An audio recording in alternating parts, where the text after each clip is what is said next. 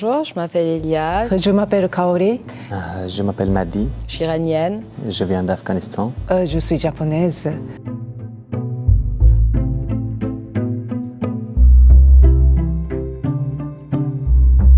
En fait, ça fait presque 2 années que je suis en France et depuis septembre l'année dernière, je suis à l'Université de Nantes, à IFLO. Je suis venue en France il y a à peu près 1 an et actuellement je suis étudiant à IFLE. Depuis 2021, j'étudie le français ici à Nantes.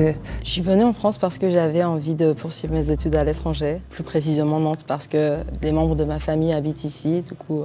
Je suis en France parce que c'est mon compagnon a décidé de rentrer à son pays. Et avant que je suis venue en France, je parlais français pendant 2 ans, mais pas avant ça. Non, je parlais pas français, pas du tout.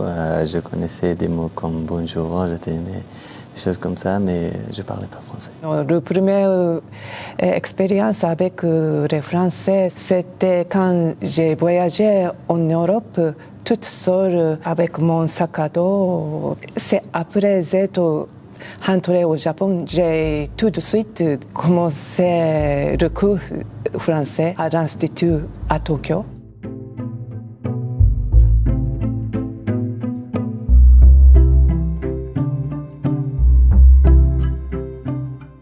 Par semaine, on a 18 heures de cours ici à IFLE. Normalement, il y a des cours de module langue, que c'est les cours principaux, avec une prof principale.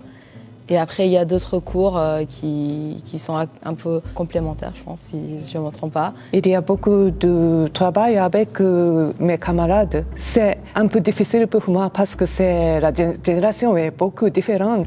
Et puis, mon niveau de communication en français, c'est pauvre. Je suis un programme différent que les autres. Ça s'appelle DO Passerelle et c'est pour les personnes qui sont réfugiées. C'est presque la même chose, mais on a des différents cours qu'on le suit. Par exemple, on a des cours informatiques où on a un cours il y a un professeur qui nous aide dans notre démarche, ce qu'on va faire à l'avenir. J'ai entendu parler de cette formation de IFLE, de DUF, parce que dans mon pays, c'est un moyen assez courant pour obtenir le visa pour venir ici en France, parce que c'est plus facile. Et en plus, ça m'a intéressée parce que ça m'a aidé à améliorer mon niveau de langue. En fait, l'année dernière, j'ai suivi une formation à l'Université permanente Nantes et j'avais un professeur là-bas qui m'a parlé de ce cours et après, je me suis inscrit et je suis entré. Mon motivation pour faire ce cours, c'était comme j'ai dit d'abord, pour améliorer mon niveau en français. Quand on apprend le français avec les Français et quand le prof vraiment est un Français, une Française, ça influence beaucoup et on apprend différemment. Pour moi, c'est pour apprendre mieux avec méthodologie. Ce n'est pas pour seulement la conversation. J'ai 62 ans, donc pour mon CV, il n'y a pas beaucoup d'importance. Donc c'est comme un jeu. Chaque fois, j'ai réussi chaque niveau. C'est un peu, ça me donne satisfait. Bien sûr, je suis en France et je dois apprendre le français pour continuer mes études et aussi vivre en France. Je pense en apprenant le français, ce qui est le plus difficile pour moi. Au début, c'était comme grammaire, la structure, tout ça était un peu difficile pour moi. C'est surtout la communication par oral. Pour écouter et puis dire quelque chose, c'est comme un sport. Les genres, les féminins et masculins, en personne, on n'a pas la question de genre et des choses comme ça. Le fait d'apprendre français, ça m'a aidé avec en relation avec les Français parce que je m'en souviens quand je suis venue en France, les premiers mois entre les Français, je n'étais pas du tout capable à dire qu'un seul mot. Vraiment, j'étais complètement mouée, assis à côté.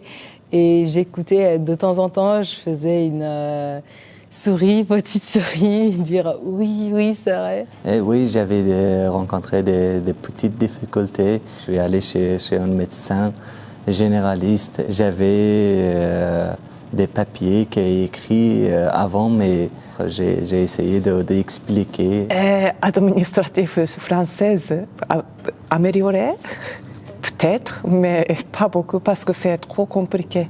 Donc, pour le cours, ce n'est pas pour la vie pratique, c'est peut-être c'est pour continuer d'étudier à l'université ou l'autre part, je crois.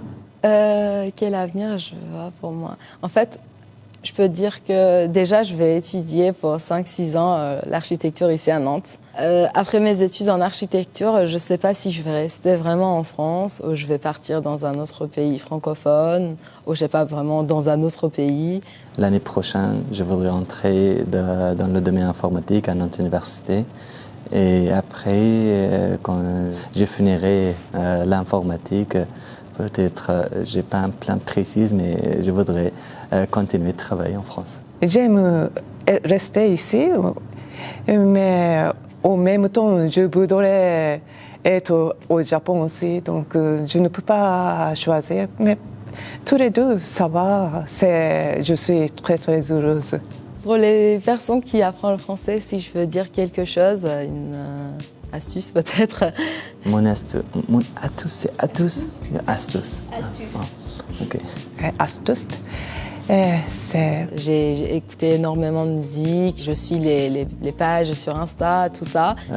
Regarder des séries, des films. Je suis pas très fan de regarder les films, tout ça. C'est mieux de communiquer avec des Français, des étrangers qui parlent français. Et puis surtout la curiosité autour de soi-même, c'est très très important, je crois.